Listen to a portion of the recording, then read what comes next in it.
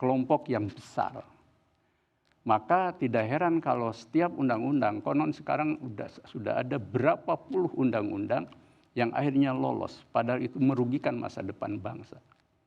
Kita perlu memperbincangkan dengan argumen yang kuat, dengan ruh dan nyawa keindonesiaan yang autentik, tanpa kemarahan, bila perlu tanpa saling menyalahkan. Tapi apakah kita sebagai bangsa terbuka untuk membicarakan soal ini? Orang mulai berpikir bahwa kekuatan oligarki juga selain di ekonomi ke politik, lalu merancang sampai pemilu harus berapa pasangan, dari 1 mungkin sampai 10, tergantung pada kekuatan-kekuatan oligarki ini. Untuk apa sebenarnya? Untuk kepentingan siapa? Ini persoalan yang serius sebenarnya, harus kita bicarakan.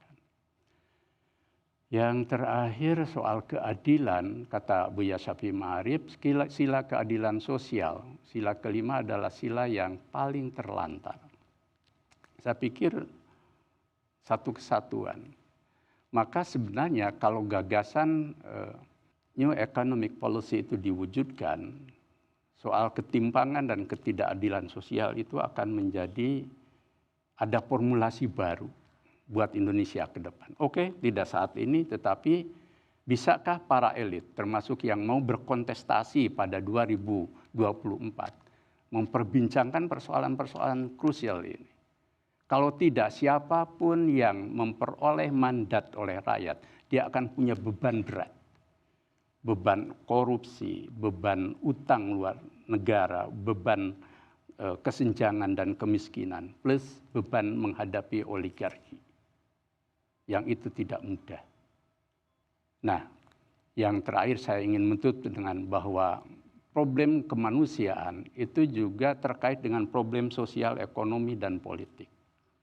Ketika kita membiarkan persoalan korupsi, persoalan utang negara, persoalan kesenjangan, persoalan kemiskinan, oligarki, bahkan kita masih belum mendaftar soal seberapa jauh pengurasan sumber daya alam di Republik ini.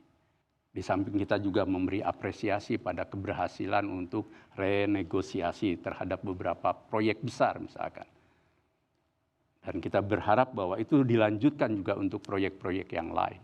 Tetapi lebih jauh lagi, para kontestan pemilu 2004, baik di eksekutif maupun di legislatif, mereka mulai beradu gagasan soal ini.